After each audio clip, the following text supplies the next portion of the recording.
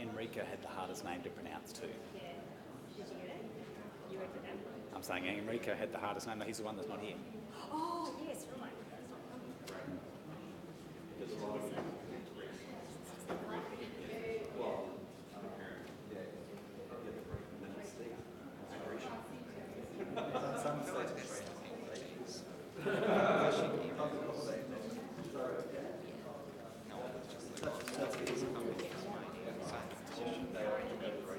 Right, okay. Yeah, it's like the only fishing emails we ever get sent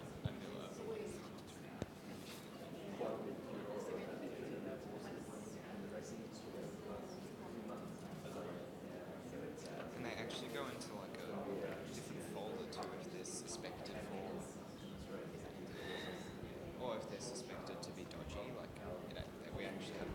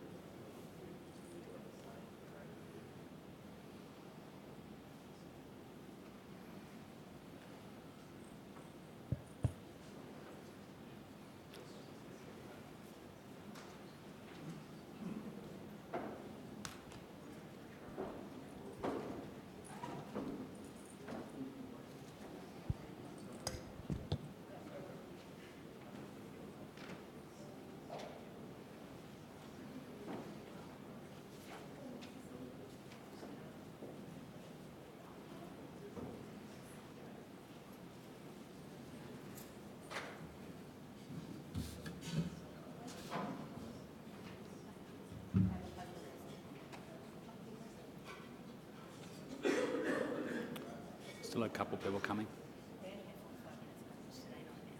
Right.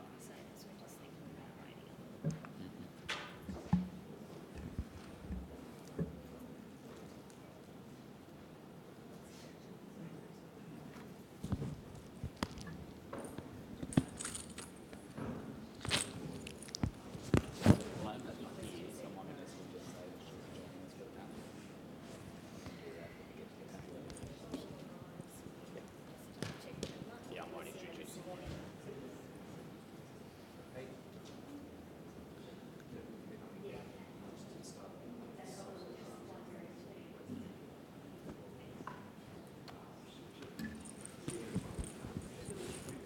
Okay.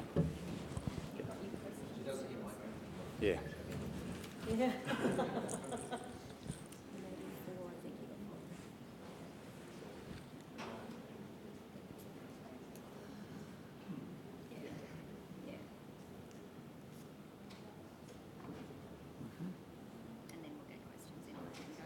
You're going to give me this to all the three themes.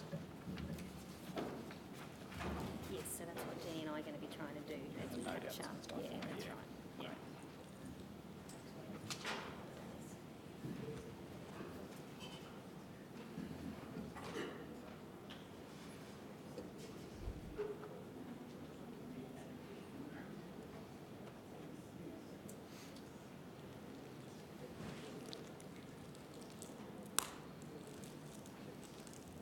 Start.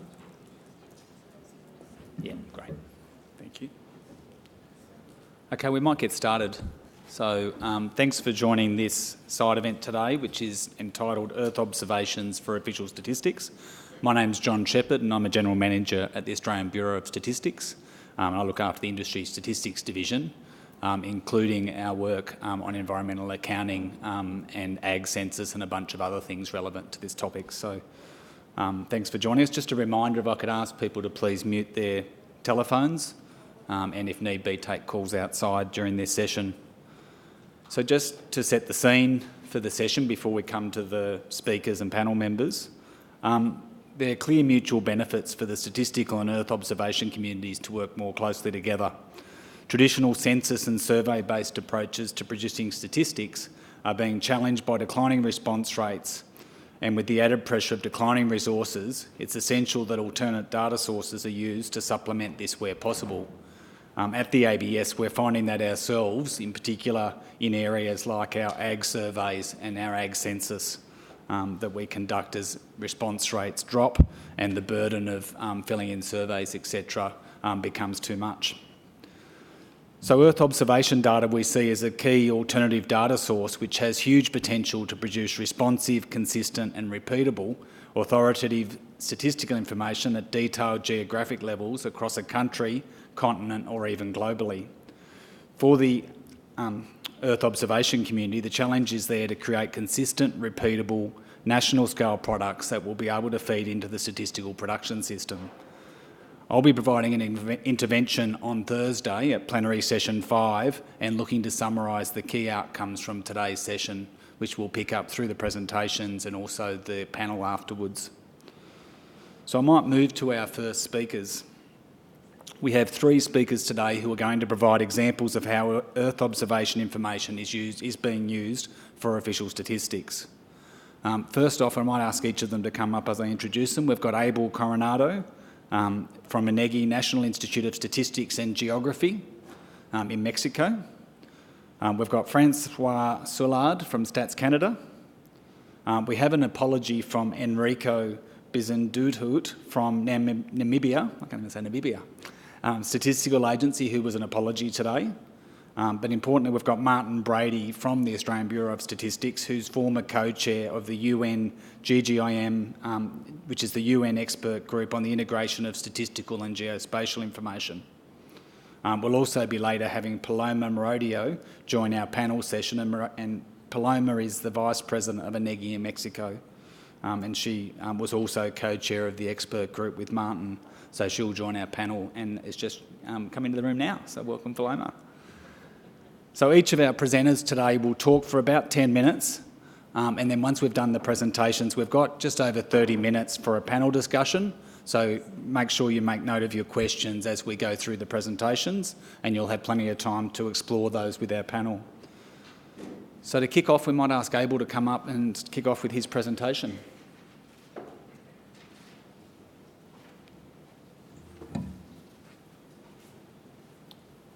Thank you very much. I want to ask you, please be patient with my Mexican accent. I'm going to show you a pilot project that we have been doing in the last months, integrating official statistics with Earth observation data. This project is part of a biggest project in the UNICE community. This project is called Machine Learning Project. A lot of official institutions, official statistic institutions are working in different pilot projects, practical applications, trying to get some value from the machine learning, not only in Earth observations, in natural language processing, big data sources, etc. But the common idea behind this is the use of machine learning. In general, we want to demonstrate the value of added that machine learning could give to the official statistics. In particular, in Mexico, we are involved in the pilot project of imagery. We want to expand the use of the imagery data in the production of official statistics through the further development of knowledge and sharing of machine learning solutions and practices. In general, we want to use georeferenced census data of the 2010 census, train machine learning algorithms to detect the urban route in Mexico, the urban and rural cities route of all Mexico. We have a lot of urban locations in Mexico, thousands, and more rural locations. Yeah, we want to monitor this growing. In order to have a roadmap of the process, we built an abstract machine learning pipeline for imagery because we want to share knowledge. We want to share our lessons learned and all the things that we are doing for this. Then we build a draft as a part of a community. It's a draft at this moment. If you want to have a comment, if you have a comment, if you have a criticism, it's welcome to improve this. And what I'm going to show you is an example of this pipeline, how we pass along all the steps and what we have done with this. Okay, first step, establish the problem to be solved. For us, the problem is monitor the growth of location of Mexico, urban and rurals, which will generate a more timely input for cartography update. As you know, INEGI is the mapping agency and the statistical office agency at the same time. Then we have these responsibilities as an agency. We want to contribute for estimation of the population in non-census years related with some SDGs indicators.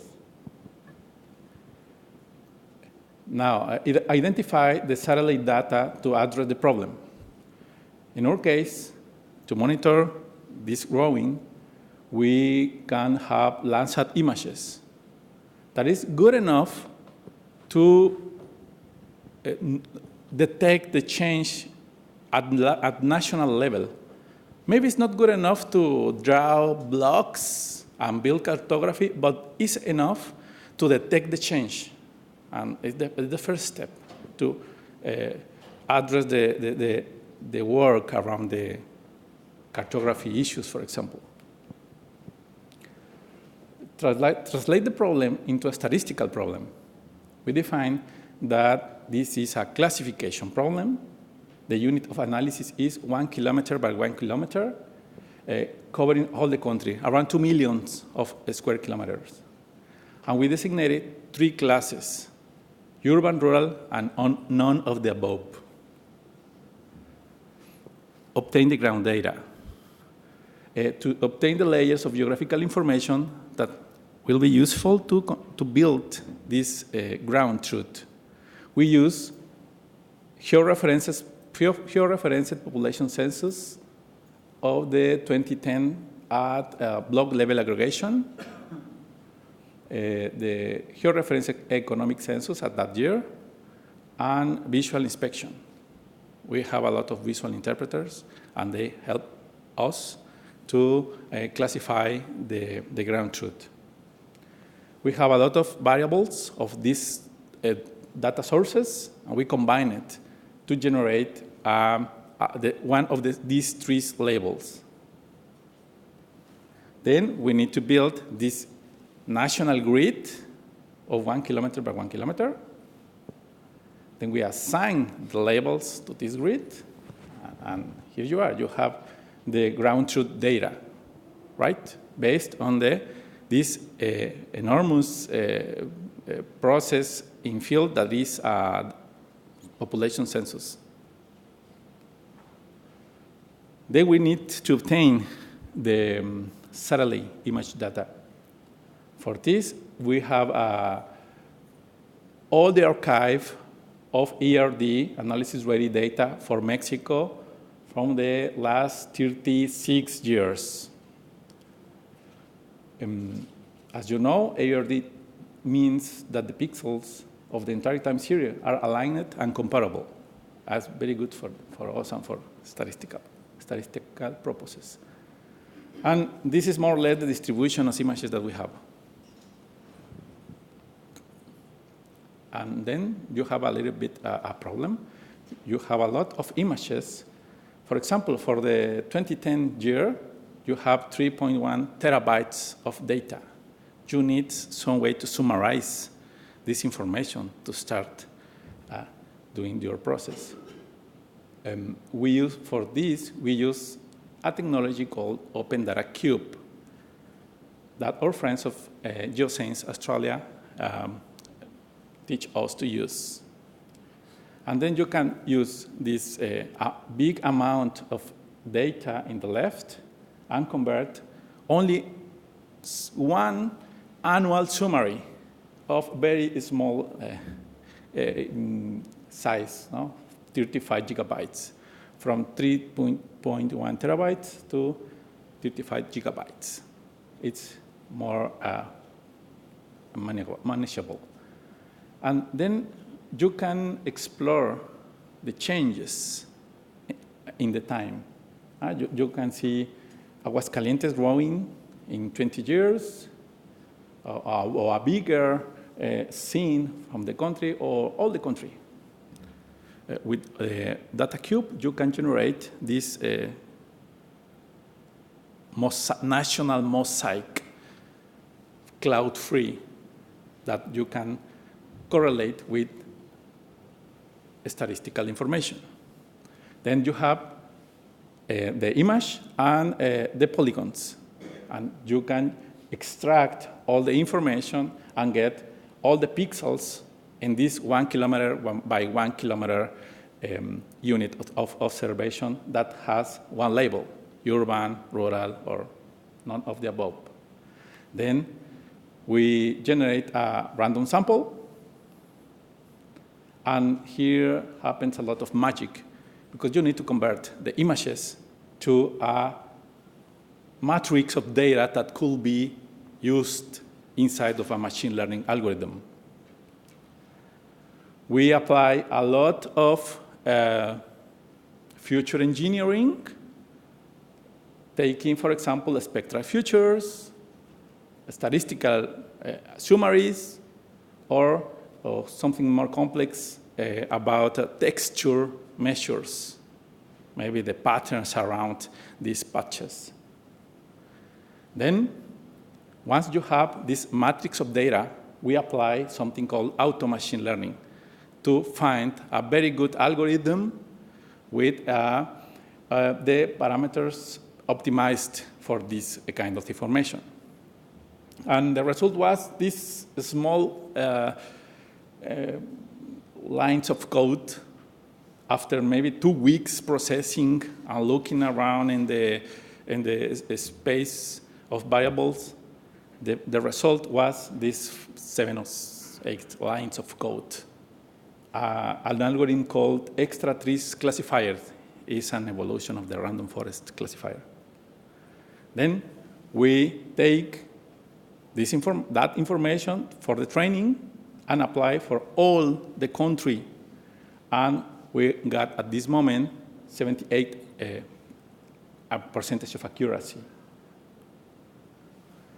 We have a lot of iterations. We are improving this constantly. Sorry, something is looking at this. We know that this can be improved.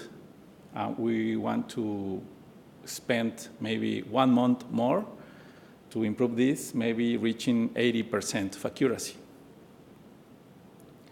And finally, we are at this moment working in a third iteration, improving features, tuning the data, etc. And finally, the next steps, as I say, finish the third iteration. Even the grid is an also important innovation and is evolving. It's likely that we will have new version very soon, and we should update the classification. Apply the model to unlabeled years, for example, 2019, first semester. Validate a sample of the unlabeled year, requesting support for the area of visual interpretation of INEGI to have a measure of the product quality. Hold more meetings with the socio-demographic areas, research areas, and cartographic areas inside of INEGI to improve this product. The idea behind of this project is to put on the table an application that made possible many experts inside of INEGI could contribute in the application of this integration of information. and is everything. Thank you.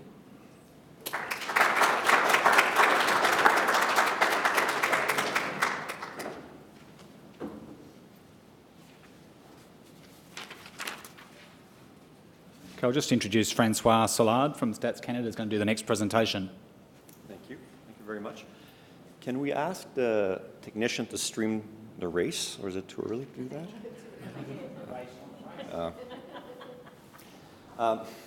Thank you for the invitation. It's much appreciated.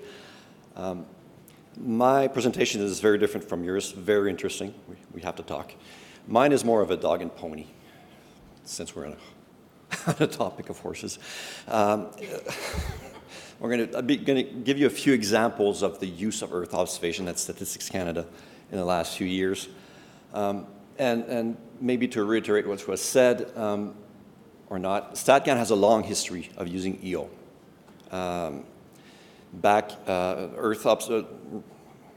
Airplane photographs were used in the 70s. We started using radar and remote other satellite-based remote sensing back in the late 80s. So there's a long history of it at StatCan. At the same time, we're asking, something John mentioned, to reduce response burden, to reduce costs, to improve timeliness, to improve quality, to diversify product, and to maintain trust. So that's something that we can think about every day. And there's a real thrust at StatCan right now, and a modernization, to use Earth observations, artificial intelligence, and deep learning to do this kind of work. So what I'm going to be talking about when I discuss these examples is data quality and fitness for purpose. And I'm going to be giving examples from three areas: emergency preparedness, agricultural statistics, and my own program of environmental accounts and statistics. So with regards to emergency preparedness, it's not difficult to find an occasion to use and to create statistics, because there's always something going on in Canada, winter, summer, fall, spring. In fact, the first thing I did when I started in StatCan in January of 1998 was to work on a disaster and produce information. There was a major ice storm, and I generated statistics using Earth observation. So that's 21 years ago. The example I'm going to give is about flooding. We've had significant floods for the last 2 years, partly associated with climate change probably, but also partly with the fact that we're occupying territory where we shouldn't be, building houses. So we collaborate with Natural Resources Canada. They generate the information from the Earth observation, generate polygons of the maximum extent of the flood. And then we overlay that over our business register or address register, over a census of agriculture polygons and so forth.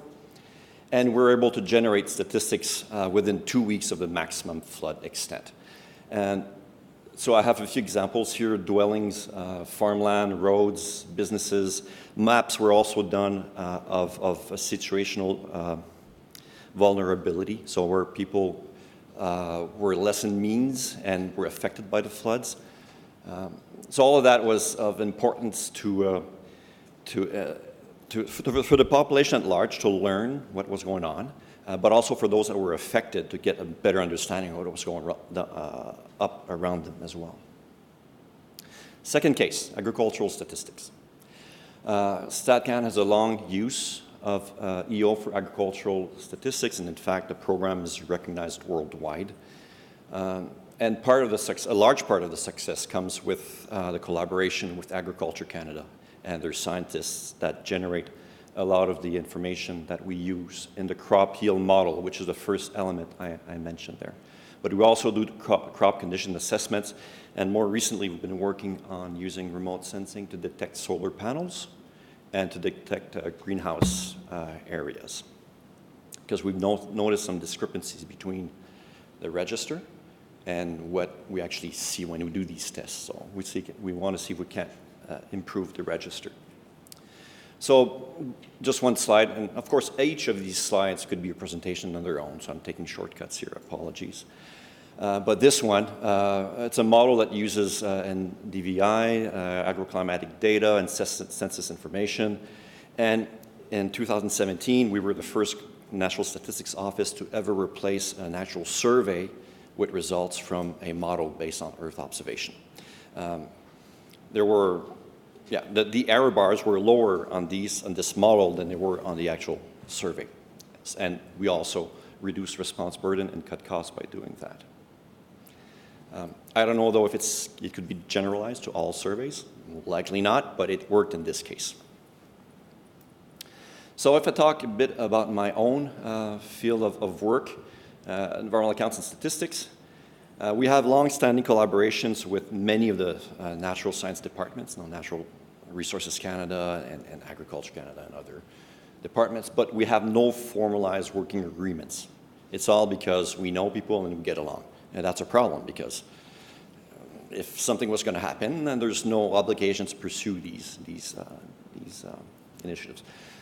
We do have an agreement, a formal agreement with Canadian Space Agency, but I won't be talking about that. Yes, I will. So we do have an agreement with the Canadian Space Agency with regards to R&D we're doing. We use EO to do land accounts, water accounts, ecosystem accounts, and urban accounts. So use of EO, we map urban sprawl. So you're looking at all the places in Mexico. We're just looking at the major metropolitan areas, 33 of them. And that's enough for us. It's enough work. But we're able to actually measure trends with a lot of confidence with regards to the built-up area and use that in reporting SDGs, for example, 11.3.1 on land occupation. And we do maps, and we make these data available to the public through downloadable shapefiles. And these were in fact requested by some governments to include in their own municipal planning GIS systems so they could use that historical perspective we're giving. We also use Earth observation for water accounts, and we built a model that estimates water yield going back from 1971 until 2013, and we have it on a drainage area geography, so we can report on relatively local issues. And we also compile all sorts of statistics for these same areas in terms of nutrient runoff, population growth, economic activity, and so forth. So we kind of give an economic portrait, including water renewability over time. That's a project that I nearly missed talking about. It's the R&D with the Canadian Space Agency, and what we want to see is if we can't use a combination of radar and optical information to do a better delineation of our ecosystem assets in urban areas. Because you mentioned that you're generating a cloud-free image. In Canada, to get that is really complicated. So we were thinking that perhaps we can use radar information to compensate, because of course radars see through. And we do this for testing of our ecosystem accounts in urban areas. It's a 2-year project. So of course, it's really difficult not to fall behind given the amount of data that's being created all the time. And like 700 Earth observation satellites right now, and it's increasing all the time. Resolution is increasing both temporally and spatially. It's always more and more available, and all sorts of ways to produce it and to use it. But I have a staff of 10, and Canada's 15 million square kilometers. So it's kind of tricky to do this thing with confidence. And when you look at our data quality framework, which was first written up by StatCan back in 2002, but that was augmented with a first category called Institutional Environment, the authority. You look at these things, and it's really important to understand these things when you generate our statistics, but I don't see cost or response burden in there. And yet that's what we're asked to reduce response burden and to reduce cost, but it's not something that we consider in our quality assessment of the data we generate. So it seems to be speaking both sides of the mouth here. And of course, we got to understand these quality elements of the data we generate with the production dimensions of the EO data themselves. And I think that leads to a conclusion is that as a National Statistics Agency, we're becoming not producers of data, but users of data.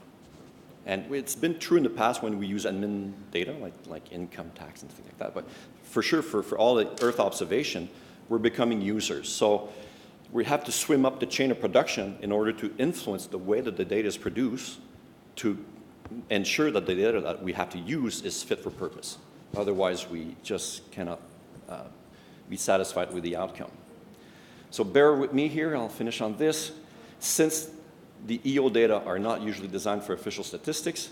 We need to develop processes and methodologies to do the proper interpretation of these data sets. We need to evaluate global data sets. They're often not done considering regional considerations, but we're asked to use them, so we have to understand what they are. We got to keep up with the increasing number of Earth observation generate data sets. Our Guardian had an article 3 years ago, the doom and demise of national statistics agencies. How do we keep up with Google? Producer Consumer Price Index that's months behind the date it's referring to. You go to Google, you get the day before. So how do you keep up with that? We have to evaluate data, EO data, where there's no other data sets to compare with and to understand. And I mentioned already, we got to influence EO producers to integrate official statistics objectives in the processing workflow from the beginning. Hence the importance of the relationships, but also hence perhaps the interest of having formal agreements with data providers, which we generally don't have. And I finish on this. So should we, with the geo community, work on a common data quality framework? Because often the quality by which Earth observation data is measured by does not correspond with the actual measures that stats agency use. And is there a case to be made that to move from analysis-ready data, and I know we just got there, but to reach accounting-ready data? Because even though I may be given access to analysis-ready data, I don't have the staff, the time, the resources to use them to do my accounting. It's not enough. I think the EO community, the geo community, needs to reach out and meet us sooner in the production process so that we can actually use these data more efficiently. So thank you very much.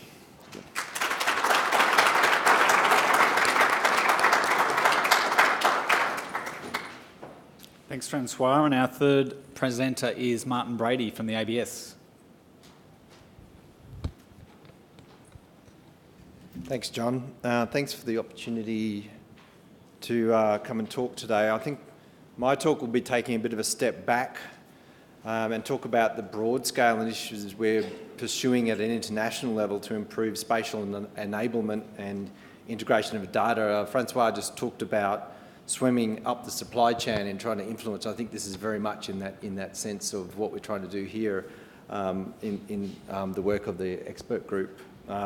It is exciting to talk to you about this because we recently got endorsement for the Global Statistical Geospatial Framework at UNGGM 9, so we have an adopted and improved framework that we're talking about. I'd also like to acknowledge Paloma here, who's here today. She's been co-chair with me of the expert group for the last 2 years, and our terms are just finished, and we've got 2 new co-chairs from Germany and Namibia now. Yeah, I'll talk a little bit about what we've done. So the context for me for working in this area which we all work in is this concept of data for a better world. I think this phrase could be many of our own personal mottos, and certainly for some of us the reason for getting out of bed in the morning or travelling to the other side of the world, as some of us have to do. So we hear about the world being awash with data, and Francois provided some really great examples of that, and that's true for Earth observation data, geospatial data, and the other data that we as statisticians on our side of the fence sort of tend to be looking for these improvements that we need. From a geospatial perspective, Earth observation data is generally has good spatial referencing. We talk about analysis-ready data, etc. Abel talked about that, which is fantastic. But much of the other data that we have is not well spatially enabled. It certainly could be a lot better spatially enabled, and that's what the framework focuses on to a large degree. The other element is some of that data is siloed away in inaccessible and diverse data stores that make it hard to access for analysis. So in the past few years, everyone's seen this, I'm sure, the SDGs have set an agenda for getting this data and putting it to use to make a better world.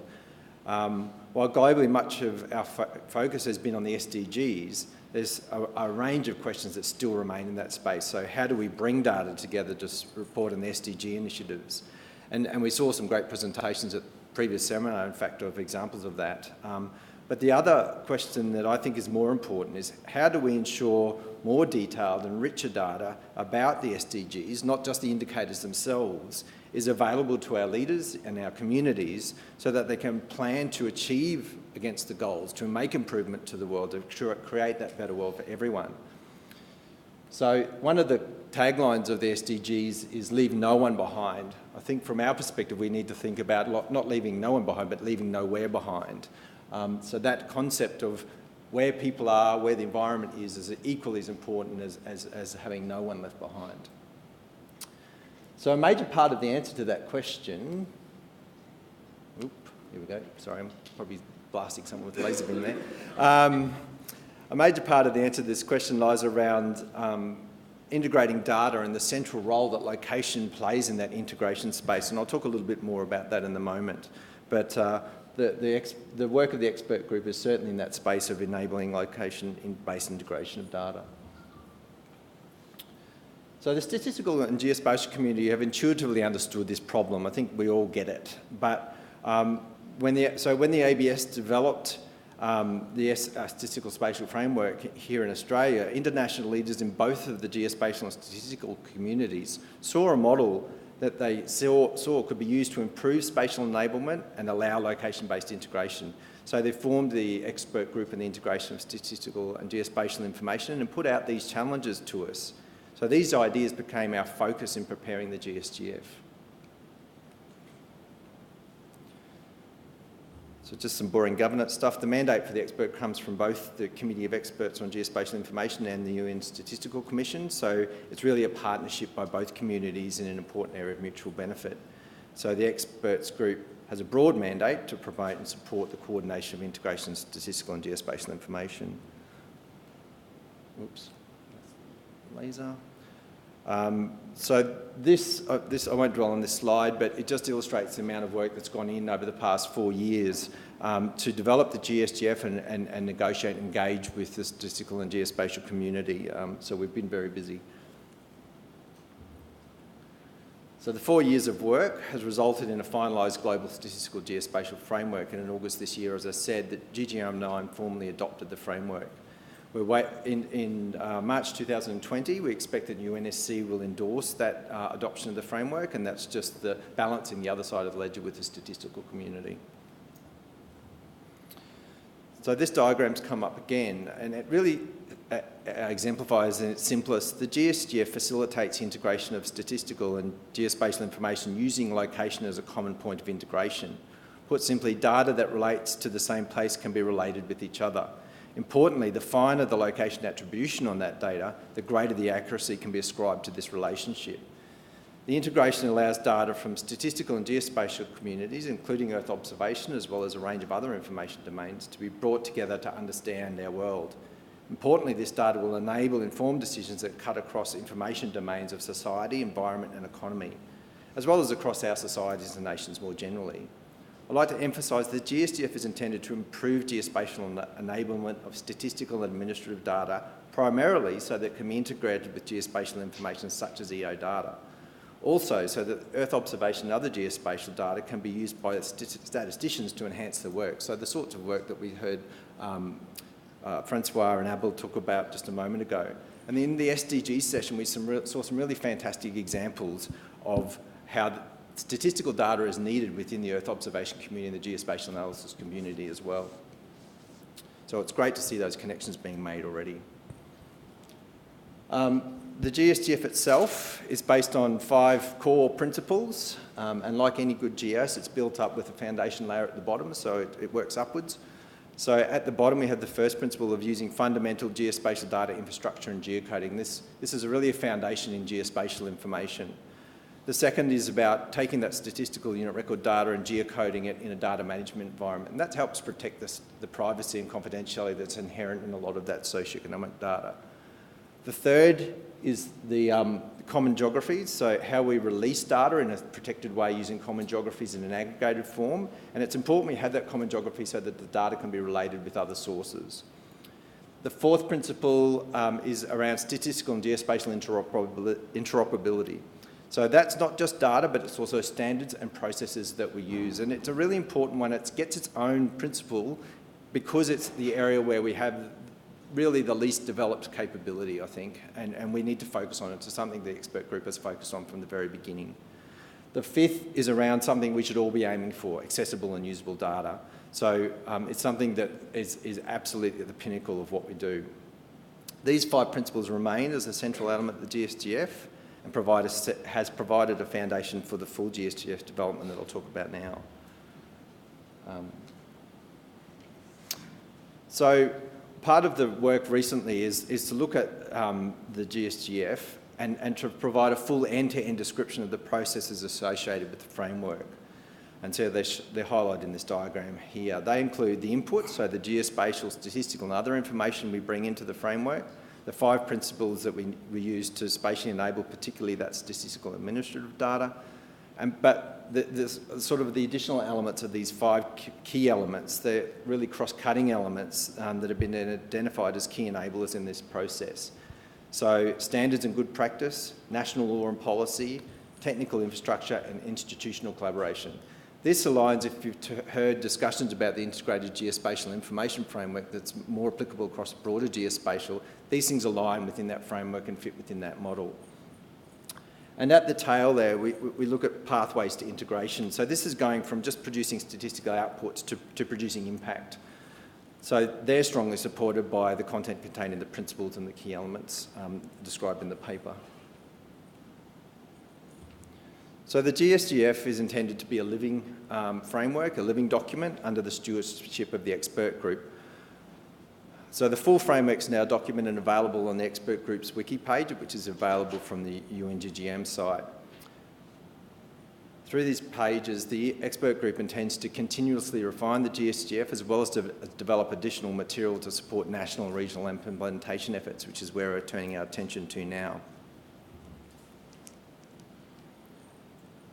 In thinking about that future of the GSGF and the work that we're doing in the expert group, there's a couple of really key elements that will be central to success. The first is that integrated geospatial information framework, which I talked about.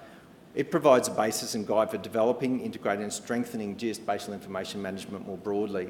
And there's strong linkages and dependencies with the GSGF, and we're going to be mapping out those relationships and more tightly integrating them with the IGIF. We've also got a range of transformation and modernisation efforts that are occurring in both the geospatial and statistical communities. Francois definitely talked about that, and the Earth observation work really represents some of that from our perspective. But there's also modernisation efforts occurring across the geospatial community. The other is the 2030 agenda. I talked about that at the start, so I won't go over that again, but I will highlight that Paloma continues to work in this space as a co-chair of the Working Group on Geospatial Information under the Interagency Expert Group on SDGs. And so that will be an important facet for this work to move into the SDG initiatives. The other really important component from a statistical point of view is the 2020 round of population censuses. From the start, the GSGF has been seen as a key source of providing important guidance and context for spatial enablement data out of those national censuses. So in terms of our future plans, we'll be really working on promoting and supporting the implementation of the framework. One of that second point about coordinating, gathering, incorporating and building on the work done by other stakeholders, organisations and groups to provide supporting resources. That's a really important focus of the expert group, where we're really reaching out and tapping into different communities such as the geo community about what resources and capabilities and capability building initiatives you might have that will help in this space. There is a limited set of resources in this space, and we really need to coordinate across different organisations so that we're not wasting effort and we're not duplicating things. The same applies with the standards community. We also want to showcase regional and country implementations to encourage collaboration around those. Those individual efforts by countries and the work that they do are really valuable in providing inspiration to other people and solutions to problems. Every country is starting at a different point in these processes, and so the work that's being done by other countries is really important. We're also going to be doing a lot of work to promote and support statistical geospatial interoperability initiatives. As I said, it's one of our biggest challenges. The expert group's also seeking contributions from interested parties to assist in developing future materials to support the GSGF and to promote and support adoption more broadly, particularly in developing countries. So please reach out if you feel that you've got something to add to the process. Paloma and myself are here at the conference. Greg Scott from the Secretariat is also here. largely at GGM Asia Pacific, but it'll be around the next few days. And there's country representatives as well. But you can also reach out through our portal on the GGM site. Lastly, to wrap up, through the application of its 5 principles and supporting key elements, the GSGF permits the production of harmonised and standardised geospatially enabled statistical data. The resulting data can be integrated with statistical, geospatial and other information to inform and facilitate informed decision making. This informed decision making will support local and national development priorities and actions. It will also support global agendas, particularly the 2030 agenda. But from a different perspective, the GSGF acts as a bridge between statistical and geospatial professional domains, between national statistical offices, national geospatial information agencies, and between statistical and geospatial standards, methods, workflows and tools. Through GGM and UNSC, this process has begun and is extended into other bodies and areas. It is in both the integration and collaboration building roles that the GSGF provides value to our communities. This is why the framework has already had considerable interest in it, and we have already seen early adoption in many countries and regions. This provides us with the confidence that the framework is important and is useful. It also emphasises the need to continue to learn from the experiences around the world and to grow the framework and its supporting material to share knowledge and build capability. With that, I'd wrap up, but also would strongly encourage you to consider how you can support the work of the GSGF and use it in the work that you're doing around the world. So thank you.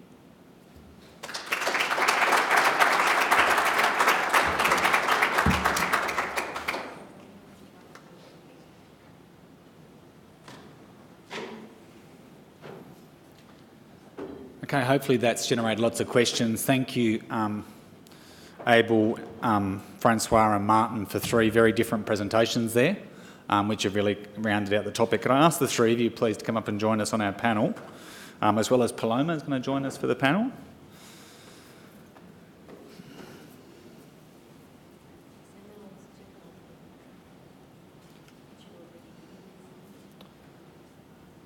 So we have got a mic which we'll actually use for questions so everyone can hear the questions. So I'll ask my questions from up here as well. Just while you're thinking of getting ready to ask some questions, I just had one for the panel to kick off. Just interested in your thoughts about to what degree social licence may be an issue with the use of Earth observation data in some of the kind of use cases you talked about up there, for example, in ag, etc. So how accepting are people going to be of using that kind of technology for official statistics?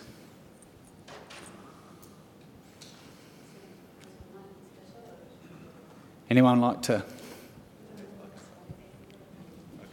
I think that's one thing that the statistical community deals with a lot, is that issue of social licence around confidentiality, privacy and perceptions of privacy.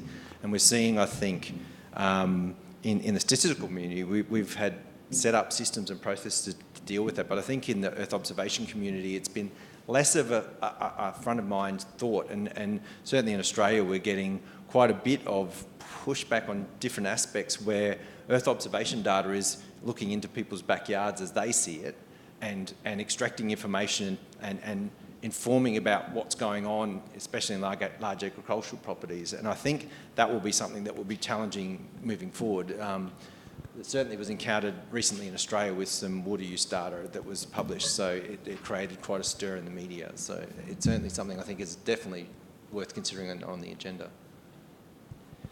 Yeah, and Amanda and I had a bit of that discussion in Glen Cove about the confidentiality potential. So we did consult with our lawyers going back after that. And because we have such a thing called a privacy impact assessment for all of our data. And given things that have happened that I cannot talk about with regards to other programs and privacy, the lawyers did look at it and concluded that it was not required with the kind of uses that we were making, analyzing different areas, identifying buildings. Things of that sort are not an issue with confidentiality in the Statistics Act in Canada, at least. So the thing I'd add, there's a lot of statistics are released at an aggregate level, but often Earth observation is very specific. So that's probably the difference. in a very different point of view. Maybe the statistical community needs to build a capacity building to know better the Earth observations. And maybe the community of Earth observation need to know better the other part of the statistical equation. Yes, so I'll share some of my personal views. I attended the last interagency expert group on SDGs 2 weeks ago, and what I could see from the statistical community is that they really want something that they can understand and digest and apply, something very practical. And sometimes I believe that EO community gets too technical for statisticians. So how can we really bridge the gap between these two communities? And we always, in INEGI, in Mexico, since we are, as Abel mentioned, the mapping agency and the statistical office, we always believe that we know how to talk to each other, but the reality is that we still have a long way to go, because these two communities are very different and have different trainings. So I was with the IEG, and the members were like, well, we want like maps and geo-visualization tools, but that's it. So how can we really bring in more inputs, or something that the statistical community can really use and make it their own for SDGs or for other purposes, right? For official statistics in general. I think we still have a huge gap. Something that was very interesting in that meeting was that Sabine Al-Khaire from Oxford University, she's one of the promoters of the multidimensional poverty measures, and she was thinking about how to use Earth observations for as an input for those dimensions of poverty, and she said that she's very willing to work and do some research on that. So I can see that there's a big interest from the statistical community to use Earth observations and other geospatial inputs, but then I think what we need to think is, how do we bring these two communities together, and how we can understand each other. Great, thank you. That's good. Have we got any questions in the room that people would like to ask? Got a microphone going around there, yep. Thank you, all three presenters. Excellent coverage. Our topics quite enjoyed. I have a specific question to Francois Soulard from Canada. Really enjoyed your presentation. I know you've done a lot of work in the environmental account space, SIA in particular, and you've shown in your presentation quite a few examples on Earth observation data, and also drawing on from greenhouse gas emissions and all of that sort of thing, water accounts and greenhouse accounts. So my question to you, in Canada, given that you have environmental accounts and you also have groups dealing with the greenhouse gas accounts, just want to see the dynamics. How do you collaborate, work together, how you use data, where there are common data sets between those two reporting requirements? Any comments you can add, that would be great. Thank you very much. Thank you, Shandy, for that question. We don't report to the NFCCC. Environment Canada does. And they work with Agriculture Canada and Natural Resources Canada to create the land cover required to do the modeling with regards to estimating the emissions. Where we produce information on greenhouse gas emissions, it's related to the physical flow accounts. So the system of environmental economic accounts. In the central framework, you have these physical flow accounts. We have a physical flow account for energy, and therefore we can produce it for greenhouse gas emissions. So we're able to attribute greenhouse gas emissions by industry, both from the producers, but also from the consumer perspective. For example, using that account, we know that Canadian households are responsible for 43% of all greenhouse gas emissions emitted in Canada. So that's a powerful tool when you're trying to have a message about, let's say, carbon taxing. It's also allows us to do it by province, which was a first in Canada to have emissions by province, and that was enabled by the physical flow account. So the actual reporting to the international authorities in terms of total emissions, it's Environment Canada, but as soon as it starts being integrated into the economy, that's our job at Stats Canada. Can I ask you just a follow-up question? For example, land accounts, you mentioned that. Do you use the data from the land conversion produced by the Environment Canada, or you have your own? How do you deal with that in your country? Well, I'll be frank and say we don't have a very good land account. We've produced very good land cover change in the metropolitan area, what I demonstrated. We have some measures of land and we have good information on forest, but we usually revert back to the land ministry that generates the information. So the forest would be from Canadian Forest Service, the agriculture, and so forth. But we are in the process of bringing all of that together and we'll be releasing that information next year. But we rely on the line ministry and we're trying to make sure that the data can be integrated. And that's an issue because we don't have our data cube, we don't have the information that's integrated, so it's always a bit of a challenge making sure that the data that we put together can actually speak to a topic with confidence. Thank you. Is there any other questions in the audience?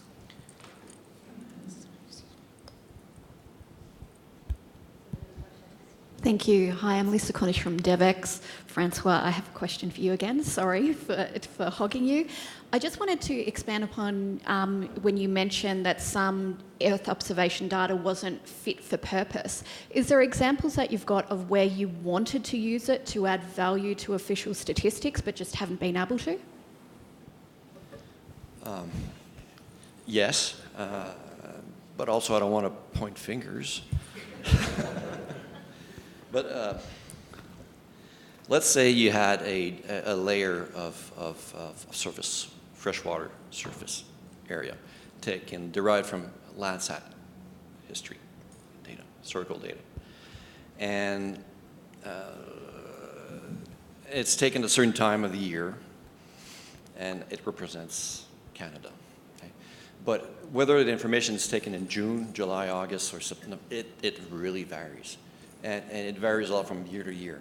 So it's really complex to actually provide good information on the actual state of water extent, for example, based on that kind of information because it's way more complicated than that. You can't just reduce the hydrology of large countries like Mexico, Australia, or Canada to a two-dimensional image of one data point for a year. So that's not appropriate it's not fit to analyze what's going on with the hydrology. What we need is a complete water balance. We need to understand the flows, atmospheric flows and the surface flows and the groundwater and so forth to be able to really speak to the point. And I know this is coming because there are more resources that are space-borne that will allow us to do that. For example, the GRACE satellite data will be used. But a lot of it will also be in situ information. But for sure, it requires a proper science, hydrologic science, to be able to use information. Any other questions from the audience, particularly not for Francois?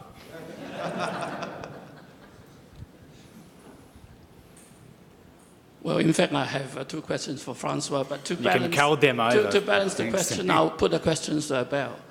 When you talked about the accuracy of your prediction model, it's 78%. So what are the other work that you are proceeding to improve the accuracy? When I listened to Francois, he talked about deep learning and neural networks. My understanding is that those technologies have very good predictions, particularly in image recognition. So I wonder whether you'll be looking at those techniques. Are you allowing me to put the two questions to Francois as well? Let's go with the first question, Sue-Ming, to start with, just one, and we'll come back to you. Yeah, we are. The next step is using another kind of machine learning algorithms like deep learning, of course, and maybe work a little bit more in the future engineering, because we understand that we can do this better, working in more measures of texture, more measures of more spectral indexes, but at the end we are going to prove deep learning too. Yeah. Did you want to ask your other question, Sue-Ming? Yeah. There are 2 points that you made that are very interesting. The first point was about replacing a survey using EO data, and the second one was the comment about accounting-ready data. Now, as far as the first point is concerned, my understanding is that in a lot of agricultural surveys, there are a lot of items asked that are possible to be predicted using yield. For example, in yield, you might be able to predict crop yield, crop classification, land usage. But in a typical agricultural survey, there are many more data items. So could you explain to me that in replacing the agricultural survey or whatever survey that StatScanner did, how did you fill the gaps for the other data items? So that's the first question. The second question is in relation to accounting ready data. I think that's a very interesting concept.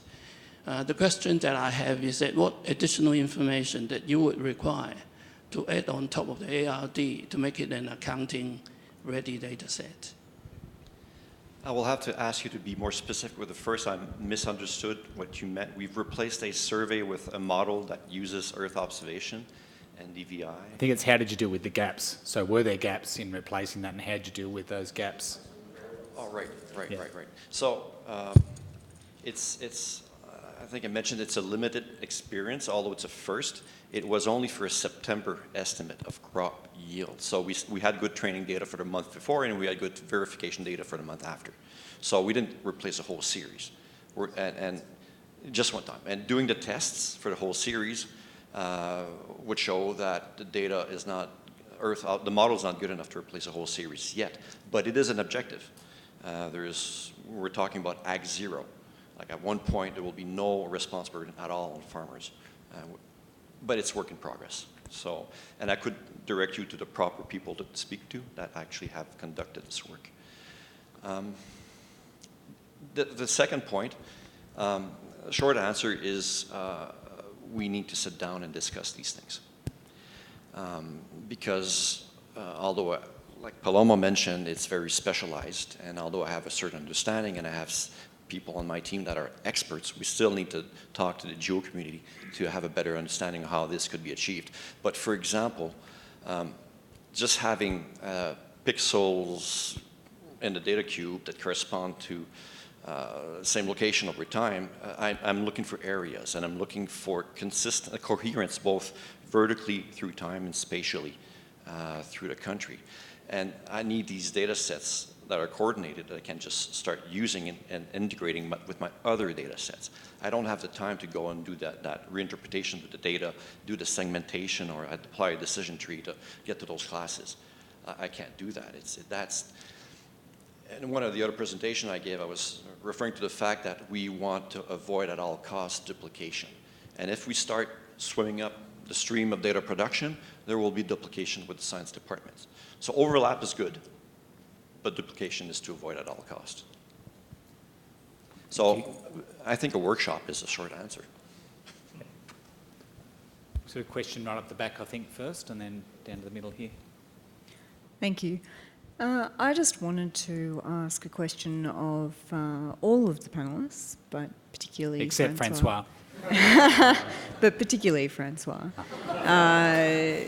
about the training data, the origin of the training data that you were using and the volume of the training data, and what data you used for validation, particularly for that example where you have been able to replace a survey with data that's derived from Earth observations. Somebody else wants to answer the question. You're talking about the map of the urban built-up, the urban sprawl map? Yeah, so just wanting to understand what kind of training data you had available to you to be able to create the model that was able to replace the survey. Oh, okay. I misunderstood the question, and I'm not the right person to ask that question to. That's an example of something that was done in Statistics Canada in the Agriculture Division, but I would have to refer you to somebody else. I can't answer that question. Anyone else on the panel? Martin, did you want to? I think I'm probably answering on other people in the room's behalf, but seeing I'm up here, I think that the issue of that training, the ground data, and the ability to coordinate it and have it available extensively across countries like Canada and Mexico and Australia, which are quite large countries with quite large variations in climate and soil conditions and weather, etc., is really critical. And I think perhaps that's what Alexis was getting at, and that ability to coordinate not only the Earth observation work, but also ground observation work to make sure that we can build good quality models. I think something Su Ming's very concerned about is being able to verify and validate the work and the models that we're building so that we can understand what quality, what error bounds we can put on the estimates that we're producing as statistical people. In fact, that was a question I was going to ask the panel, in fact, about what's the benefit. I've heard a lot today about the benefits to official statistics using Earth observation data, but what benefits can the Earth observation community get back from the statistics organisations? And I think you touched on it, but I'm interested in thoughts from the panel, maybe this end of the panel. Thanks, Paloma. Yeah, so I think one of the points that Francois made was about how to get these quality measures for geospatial. And the statistical community has advanced a lot in terms of standardization and specifically all the work done by UNEC for the GSBPM model, also the UN Stats Commission with the quality assurance framework. So I think like the statistical community has a lot of norms and standards and frameworks that probably geospatial community has not put. I mean, of course there are a lot of standards, but I think that there's a need. I think that slide that you put about how do we relate these standards to geospatial and to Earth observations, and how these two models of production and standardization work together. How can we talk about something in the statistical community sense about geospatial?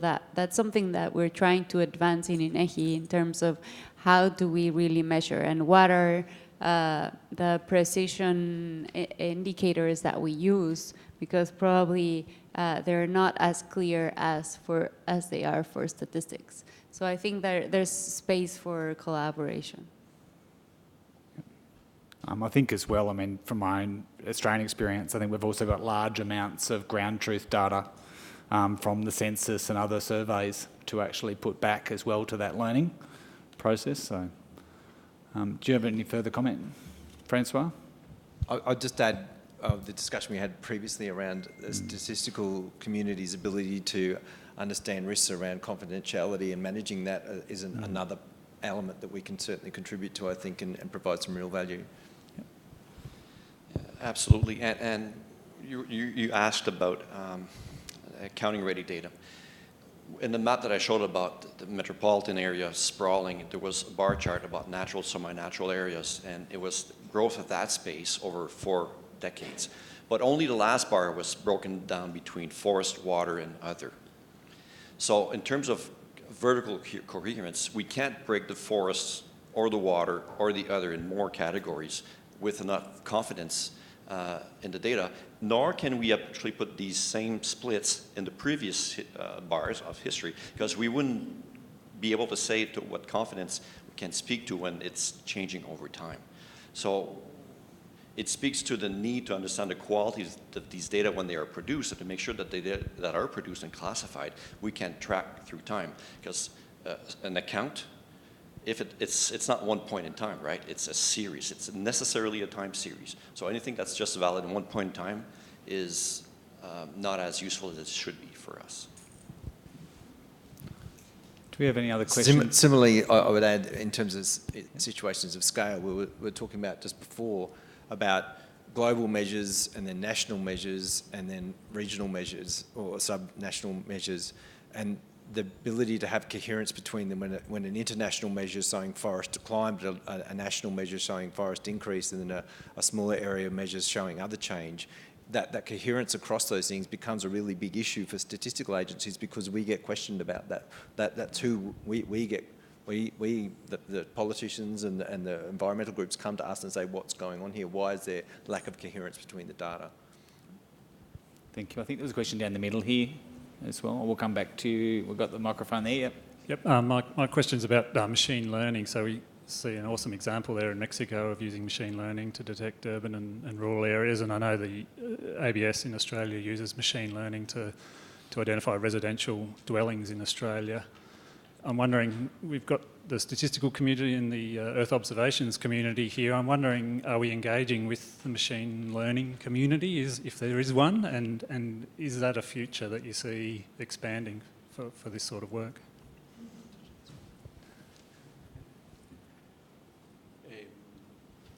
Yeah, we are working with a large community of machine learning. We are learning each other from different projects, not only from the maturity projects, for example, natural language processing projects, and collaborating with, for example, universities, research centers in Mexico and other countries. And then, yeah, we share a lot of knowledge and information using this kind of algorithms and techniques.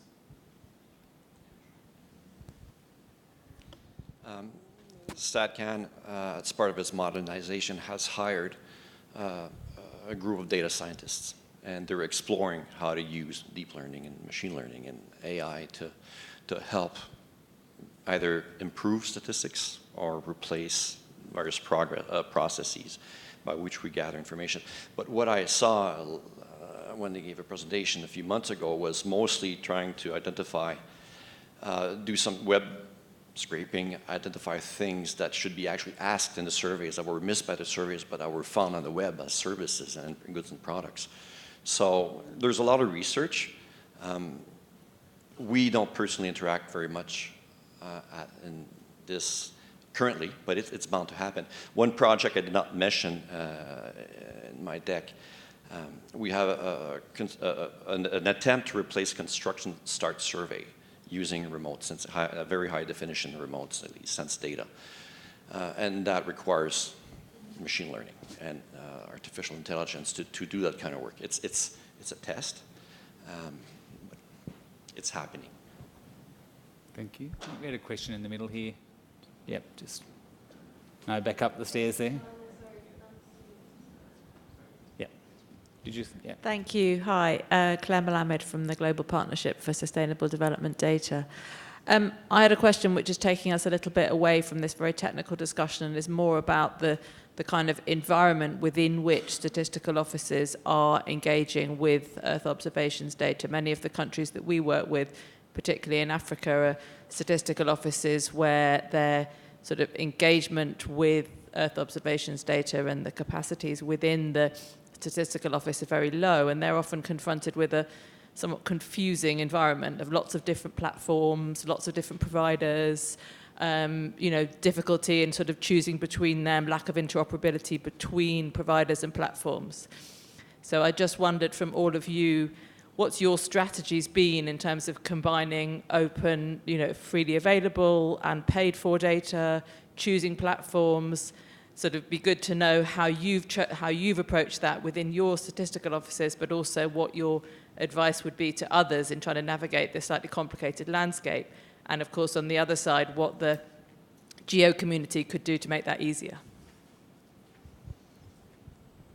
Everyone wants a non-technical question. Look at that.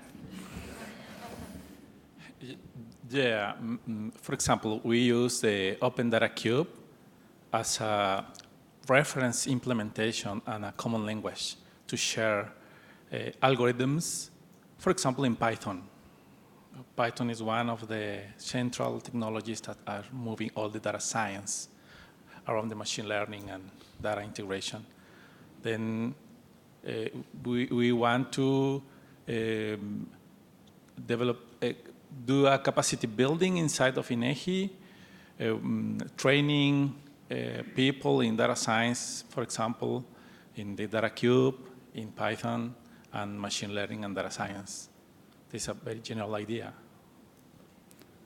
Yeah, I think you relate to my first point in terms of this is something that for statistical office can be very challenging.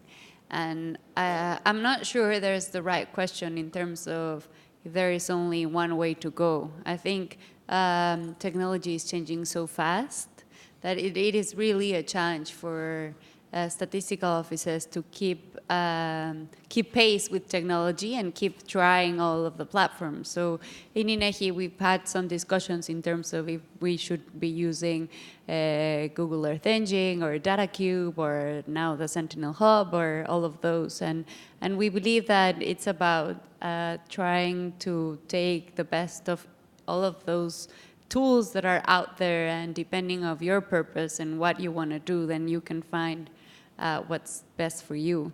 But it really depends in terms of what you can do and what capabilities you have within the NSOs, and that's really our challenge in terms of how can we put together, and I think I just before in the session of EO for SDGs is in terms of how can we give the NSOs this toolkit or make it easier for them to pick what they really want, and particularly in countries such as Africa.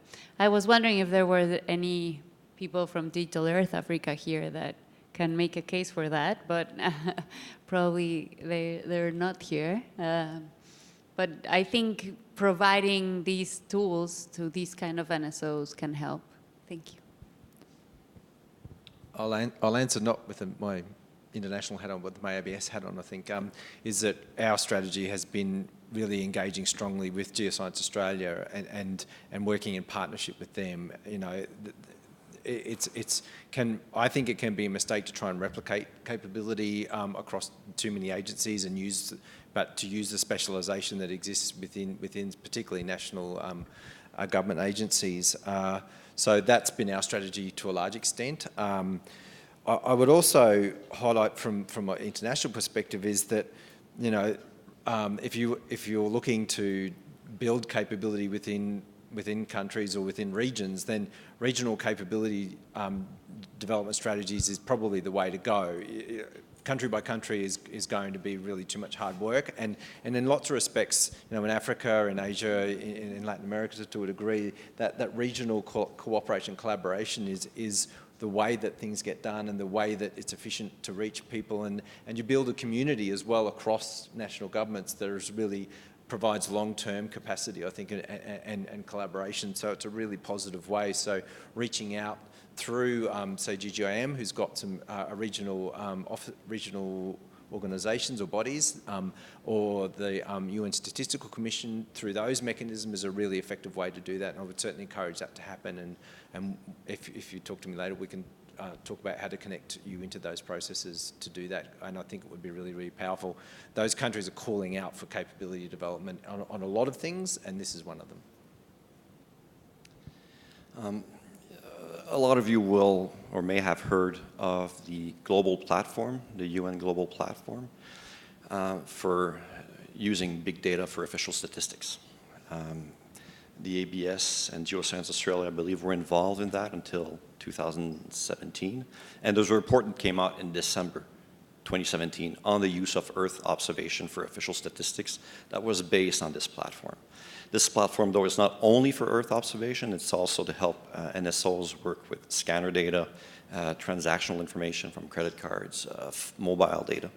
But with regards to the Earth observation, and I should know because I'm leading the task team with a colleague from the Netherlands, we're attempting to get national statistical offices, or we're asked to do this anyway, to develop, share methods and algorithms to extract data from unprocessed or ARD information using a series of platforms, one being a GitLab, and another one being a methods library, you know, one being concepts and methods. And the ONS of the UK has put together all of the freely available Earth observation data in one spot. So the idea is to get national statistical offices to share information and share codes and algorithms so that we can benefit from each other and invite some trusted partners. But I've been looking for NSOs that actually do this kind of work, and I'm not finding anybody. At the London group, where NSOs that do environmental accounting are represented, I ask I'm not even asking people to help or to do something. Who knows of somebody in your NSO that does this kind of work? So I think Yeah, I don't think NSOs are in that game. We're more, there's like, I bin the Earth observation in 3 streams. One is from scratch, which would refer to developing your own algorithms to create statistics. A second bin would be ARD and data that's closer to being ready for analysis. But the third category is data products, and NSOs usually use data products off the shelf. And then the issue of fitness for purpose arises. So hence the whole presentation about needing to figure out how these data were produced.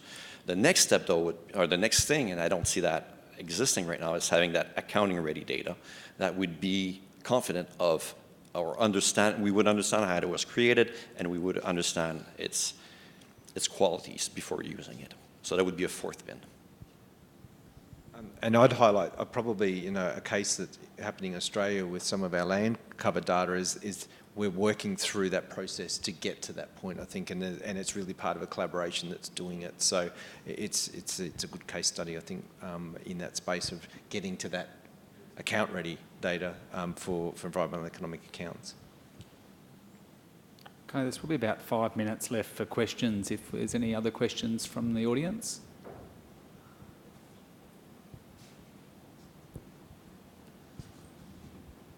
Rob, did you want to? Yeah, Abel, I've got one around the work that you did with the urban and rural. And if I understood it correctly, you used your training data was on a 1 kilometre grid. But I can imagine there's quite a bit of variation within that 1 kilometre grid. And so I was wondering if you've got that data at a more detailed level, have you thought about using it at a more detailed level? And I guess in general, I see that as one of the examples where the geospatial framework is really important in this space, because if we can gather that information at the most detailed level possible, then that's something that statistical communities can provide into the Earth observation community to create the products that Francois was just talking about. But you're in quite a special situation where you've got that geospatial and statistical organisation together. But yeah, I was just interested around that spatial detail for the training data there. Yeah. This is the first proof of concept. We are thinking in increase the level of detail, maybe to the half or maybe more and more detail. We are proving the concept at this moment only. It's a work in progress, and we are going to improve the detail, of course. Yeah. Any final questions, Swimming? It's actually not a question, but a comment in relation to capability building for machine learning. A couple of years ago, United Nations Statistics Division set up a United Nations Global Working Group on Big Data. And ABS was actually chair of one of the task force teams, which is involved in satellite imagery and geospatial statistics. I think you made the reference to a task force report produced about 2 years ago.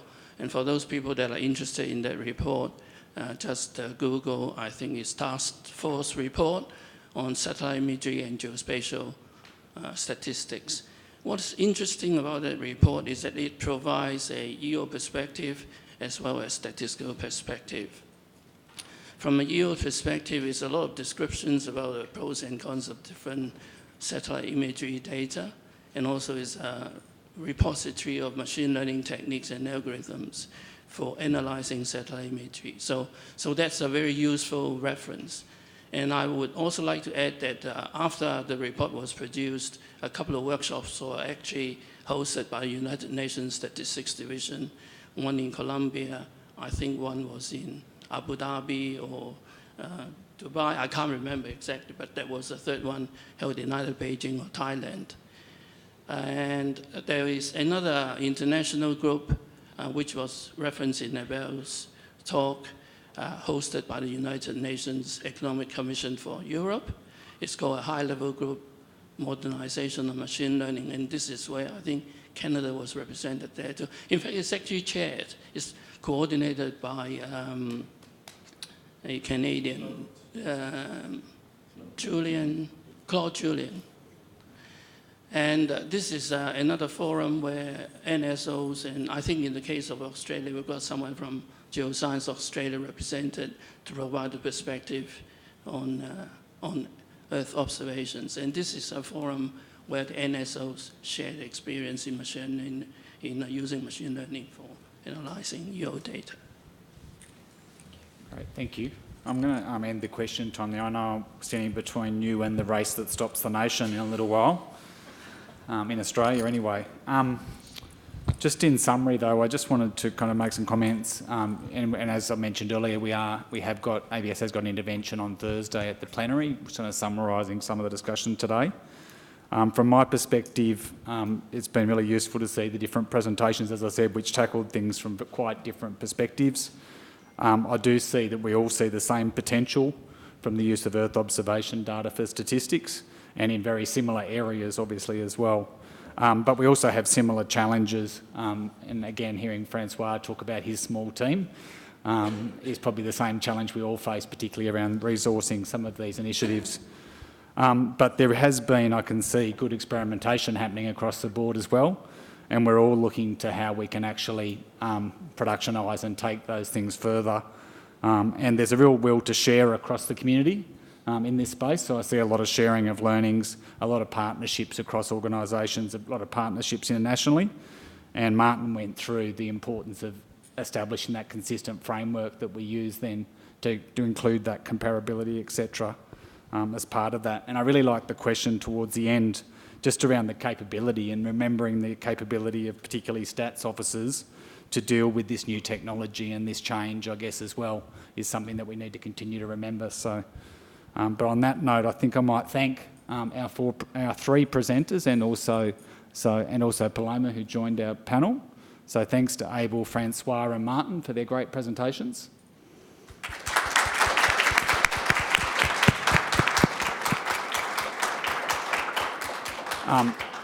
There will be afternoon tea after this, and importantly, the Melbourne Cup is showing in the Royal Theatre from 3 o'clock. So you've got about 15 minutes. The race is at 3, so get your seat for 3 o'clock. But it goes for ages, so it doesn't matter if you're late.